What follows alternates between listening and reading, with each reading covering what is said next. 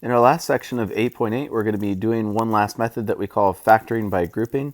And that's going to be a method of solving polynomials which we really couldn't have factored using our other methods.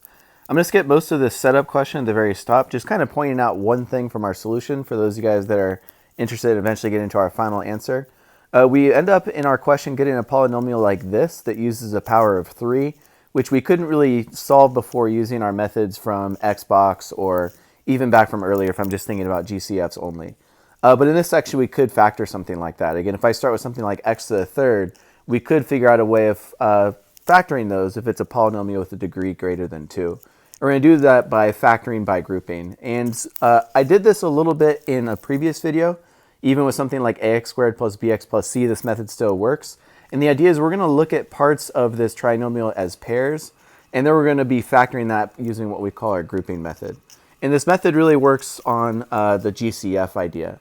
If I take this 4-term polynomial, 8x to the third plus 14x squared plus 20x plus 35, not really something we could have factored using just the x method because I don't have just x squared. I have a third term instead. And I have 4 terms instead of just having 3 that I could break it apart using the x method. So if I want to factor this, I can use what's called grouping as long as I look at 2 different groups. I can group together the first 2 terms as one pair, group together the second 2 terms as our second pair, and really all I'm doing with these groups is I'm looking for their greatest common factors. So from the first group, the greatest common factor, I think 2, is going to go into both 8x to the third and 14x squared, because 2 goes into 8 and 14. And also the highest power of x I can take out of both is x to the second. Kind of like previously, I'm looking not for just whatever's the highest power. If I use 2 powers of x, both of these terms contain at least 2 powers, so I'll be able to divide out 2 powers from both. If I'm doing the same idea and looking for GCFs with 20x and 35, 35 is a constant, so I can't take out any x terms, but 20 and 35 both have the common factor of 5. So this is how I'm going to factor these out. I'm just going to factor these as pairs. I can list the 2x squared, just got to see what's left after I factor. I'm factoring out the 5, seeing what's left. And really all I'm doing is I'm looking for a greatest common factor and factor down the first pair. We found our greatest common factor, and we're also going to factor down the second pair. So once I do that, 8x to the third, divide out that GCF, I would be left with 4x. If I do the same thing, oops, don't want to get rid of that, 4x I guess. I'm left with 4x. If I take 14x squared and divide out 2x squared as a GCF, I'm just left with 7. So kind of like we were doing earlier, again, all I'm doing is looking for dividing out that greatest common factor from both of those terms, and then writing what's left inside of parentheses. And notice if I was to check my work and multiply this back out, if I was to distribute both, I would eventually get back to that original trinomial, or sorry, those original 2 terms.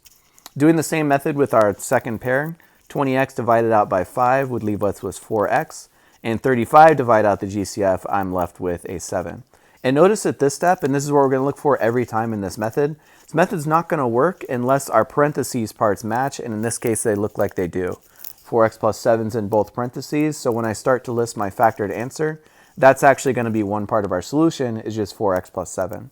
And kind of like the way distributive property works, as long as I'm multiplying the same thing by a separate factor, so something like 2x squared and 5, that's actually going to be the second part of our answer is just 2x squared plus 5. And this is my correct factorization. Again, if I was to check my answer and multiply this out, first, outside, inside, last, if I use foiling, if I use box method, if I use distribution, I would eventually get back to this answer. So remember, factoring and multiplying are really just opposites. That's a way you can check your work. But either way, this is our factored form. We've got it into 2 binomials, kind of like our other sections. And if I multiplied, remember I'd get back to that original polynomial that I started with.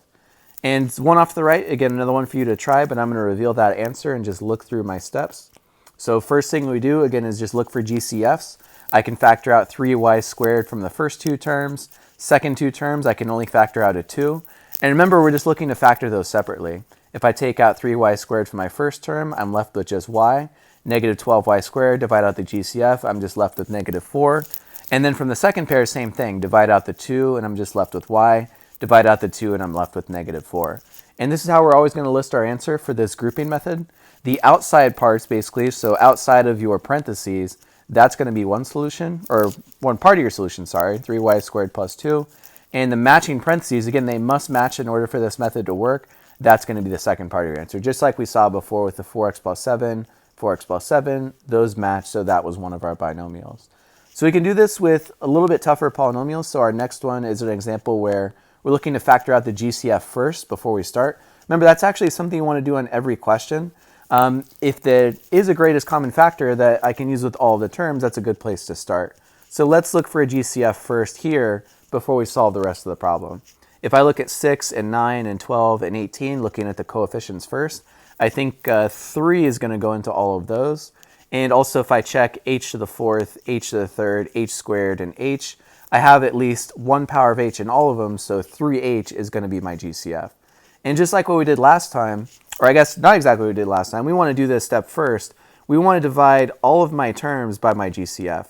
Again, greatest common factor for the entire polynomial means I should be able to divide all of them evenly. And kind of like we did again back at the start of the chapter, we're just going to list our GCF outside parentheses and then reduce down whatever's left. So if I take that first term and divide out my GCF, I would be left with 2h to the third. Doing the same thing with my second term, I would be left with 3h squared. Third term leaves me with 4h, and dividing one last time for the constant is going to leave me with just 6. And now I can go through the same steps I've done from before, and I can group this further into two separate pairs. This is where our grouping step comes in. At this point, we also know our final answer. Remember that GCF is going to be included. So if you want to do that for yourself as a reminder, leave out 3h as part of your answer. We know that eventually this is just going to give us whatever two binomials are left. That's going to be what's left missing from our grouping method. And let's keep going with that grouping. If I take the GCF of the first two terms, I think h squared goes into both, but 2 and 3 don't have a common factor. And for our second two terms, 2 would go into both, but nothing else. I don't have h on that constant, so I can't also take out h. So if I factor out h squared from those two terms, I'm left with 2h plus 3. And if I factor out a 2 from my second two terms, notice that that part should match. I'm also left with 2h plus 3. And just like we did in the last question, the outside portions are going to be one factor, so that's h squared and 2. Always put the outside parts together. And then as long as I have matching parentheses, that's going to be the other part of my solution. And now I have this fully factored. Again, just like our other question, if I was to multiply this back out, if I use foiling, box method, distribution, multiply this, and then also multiply back our GCF, that would eventually get us back to this polynomial. Because remember, again, multiplying and factoring, those are just opposites. So revealing that answer off to the right again, so hopefully you've tried this one and figured out a GCF. GCF on this one, I believe, was 4q. 4 goes into all of our coefficients, and q was our lowest power, so it can go into all of them. And after I factor out that GCF, factor down my pairs, I take the common factor of each. And then once I factored out that common factor, q minus 2 is left from both, so q minus 2 should be part of our solution. Again, if you had this full solution, you did that same steps, right, using our GCF first. So what we can also do is we can use this even with just 3 terms. So this is where we actually have a choice. We could actually solve this problem that's next using x method. We could use it with that, x box, because I have a 60 in front. But I still want to follow the same steps here just to show that grouping works on really all these questions, even if there's just 3 terms. So the original question is asking about the volume of this prism, kind of like the very question at the start. Although really all we're focused on is how do I factor this kind of trinomial. That's what we're going to be using most of the time. And like in any question, I want to start off by seeing if there's a greatest common factor first. Since those coefficients can all be divided by 2, I know that 2 is part of my GCF. They all contain at least one x term also, so 2x is my greatest common factor. Just like the last question, I want to start off by dividing all those terms by my greatest common factor and listing what's left. And I would be left with 30x squared for my first term, 17x for my middle term, and then just 2 as a constant. So this is one place we're going to have to go back and use the x, because notice from before, we had 4 terms to start the question. So if I have 4 terms, it's already given us basically 2 groups to separate that into. But if I only start with 3 terms, the difference here, kind of like before, is I got to decide how to break up this middle number. And that can still be solved using that x method from before. So remembering our steps from our section earlier, I got 30 times 2. We're going to have to come up with factors that multiply to give us 60. And then for that middle term, they're still going to have to add to give us 17. Remember, the x is really just a visual, but that's what we're looking for. 2 numbers that multiply to give us 60 and also add to give us a 17. So if I work through my factors, 1 times 60 is obviously not going to work. 2 times 30, not going to work either. 3 times 20, 4 times 15, still not quite there. 5 times 12, though, that's a way I can multiply to get 60 and also add to get 17. So that's how I can break up this polynomial, 30x squared. Instead of writing 17x, I can use my two numbers, 5x and 12x, and then just finish off with that same constant too. Only step we're doing here is deciding how to break apart the middle, and that we got using the 5 and the 12 from our x method. So at this point, we could go and solve this using our box from before, but I'm also just going to show that grouping works here too. If I try to group my first two terms as a pair, greatest common factor of those is going to be 5x. Group together the second two terms, common factor there is 2. So if I was to use my grouping method, divide out 5x from the first pair and divide out 2 from the second pair, as long as the parentheses match, I think I'll be able to solve this using grouping. So now if I divide out my common factor, I'm left with 6x and I think plus 1, because 5x divided by 5x cancels. And then if I divide out with my second pair, I'm also left with a 6x and a 1. So for my whole solution, one thing I don't want to forget is that GCF, and I start my answer with that same thing, GCF, 2x. And then what we saw from before, remember the outside terms are going to be one of your factors. So that would be 5x and 2. And that matching parentheses, that's going to be the other part of our solution. So it looks like we're going to finish here with 6x plus 1. And that's really just factoring that polynomial.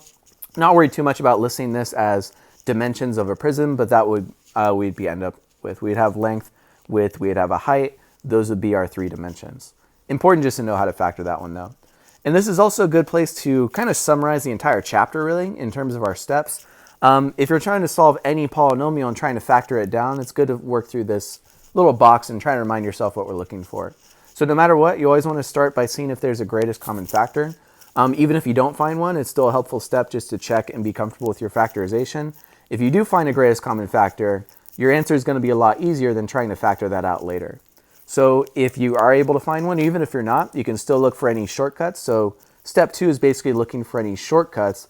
And this is like looking at differences 2 squared, something like a squared minus b squared, perfect square trinomials, something like this form, a squared plus 2ab plus b squared. Or if not, it could just be a regular kind of binomial factors we're trying to use our x or our box method with. And again, if there's 4 or more terms like we saw in this section, we can use our new grouping method. We can group those together and find common factors. And as a final check to make sure our answer works, we want to make sure there's no common factors other than 1. So for example, if I have the answer, let's say 6x plus 2 was that last answer instead of 6x plus 1, if we think that's right, I can still factor that further because I'd be able to take out another 2, and that would be a more complete factorization. So that's what we always want to check for as well. Anytime we have a factor as part of our answer, there shouldn't be any common factors left over. So like 6 and a 2, I could factor the 2 out. That's not fully factored. So following these 4 steps, that's going to be a way to solve any question really from chapter 5.